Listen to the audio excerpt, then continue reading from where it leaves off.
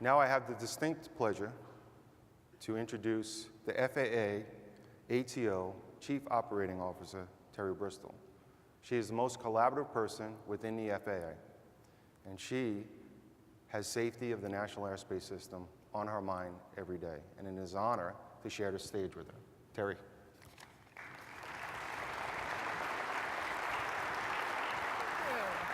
Have fun. Well, thank you, Paul, and a big thank you again to Paul, Trish, Steve Hansen, and the entire NACA Executive Board for the opportunity and the invitation to be here with you. Certainly a pleasure to be here, not that I wouldn't want to be in Washington right now, but it is certainly a pleasure to be here with you.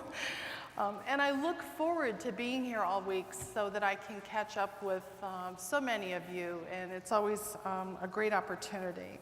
So this is my 4th year at CFS, and I have to say it gets better and better, and that's a really, really good thing.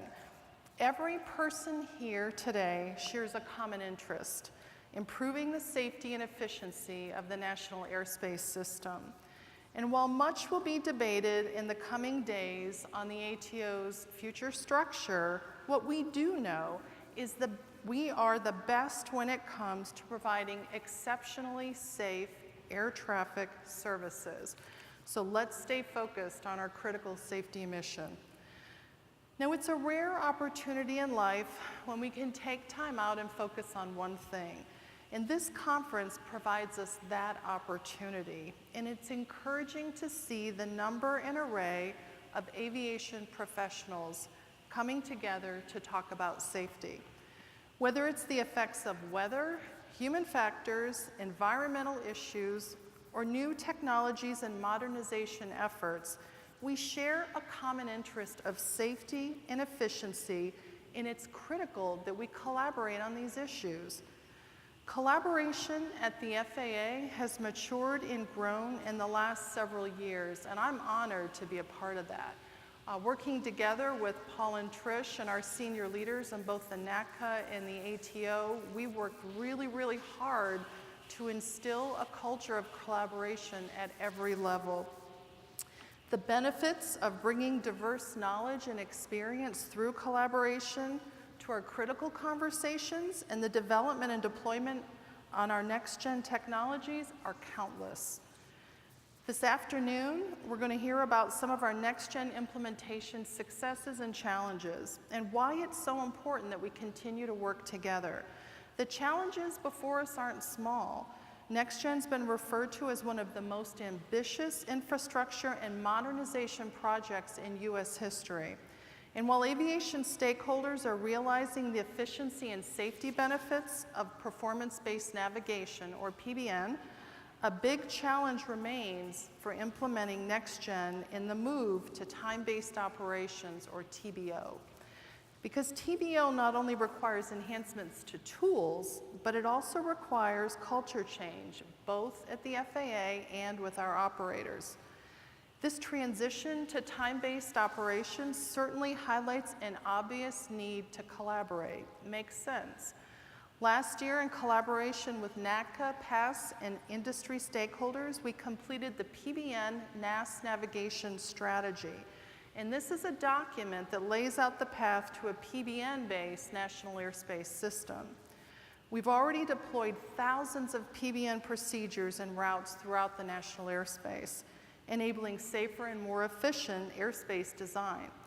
To fully optimize the use of PBN, we must also transition from the legacy of a largely tactical surveillance and separation structure based on where an aircraft is, to a more strategic time-based system, understanding and communicating where the aircraft will be.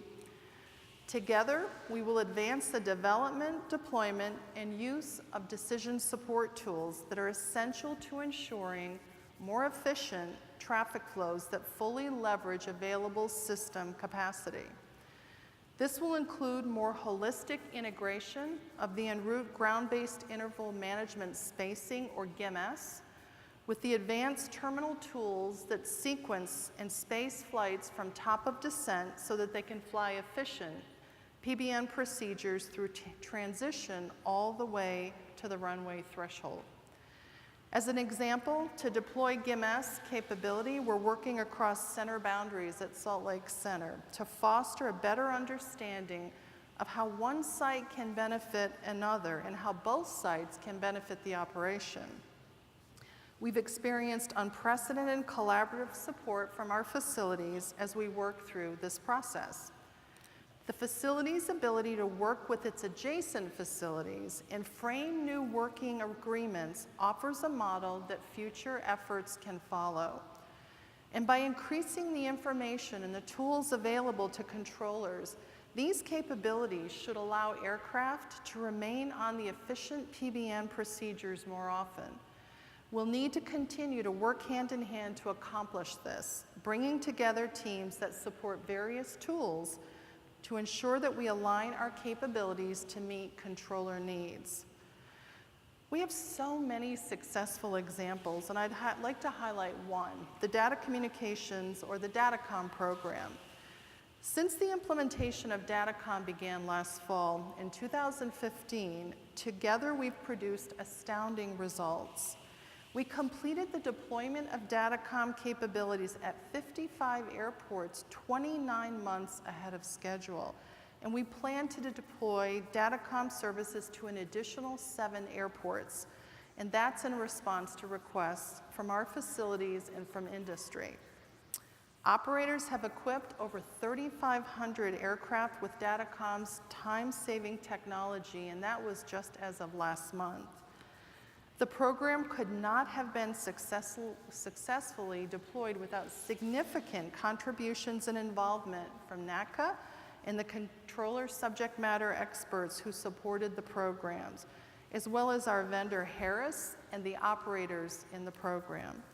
The FAA workforce and field facilities stepped up to integrate and deliver this important service into the operation, activating 52 towers in 1 calendar year, which is really an amazing accomplishment.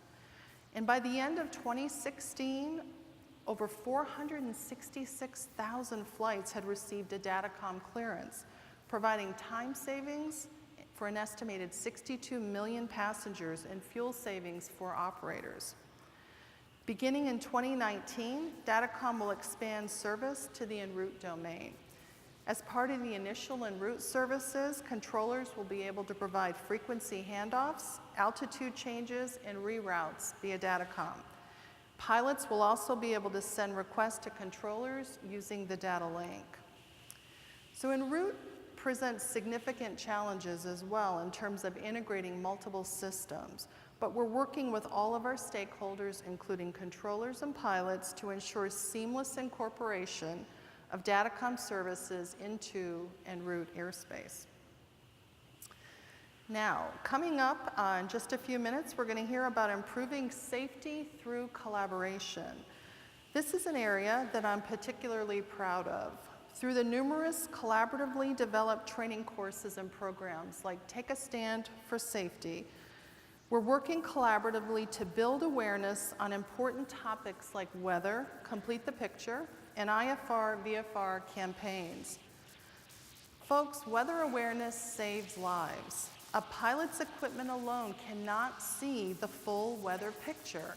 It takes controllers and it takes pilots working together to complete the picture. Close proximity IFR, VFR events are also occurring in all air traffic environments. Together, the FAA and NACA are addressing myths and encouraging controllers to call traffic, issue safety alerts, and work with pilots to avoid IFR and VFR conflicts through the Take a Stand for Safety campaign, our 2017 Top 5, and our recurrent training. Our Weather Complete the Picture campaign was developed collaboratively based on where the data is pointing us. We've been working hard to share trends so that we see on a national level, either through recurrent training or local safety councils. So in closing, I'd like to leave you with one last thought to take back to your facilities following CFS and a request. Please continue your discussions around all aspects of weather.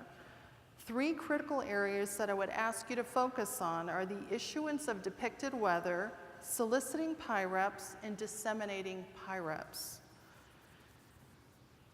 The loss of life is always tragic, and there are times, regardless of our actions, catastrophic results occur. We will see with the Archie League Awards that going the extra mile makes a difference. We have people walking this earth today because of your attention to detail. That's something that you should all be proud of. Your actions truly do make a difference. So thank you, and thank you for all you do.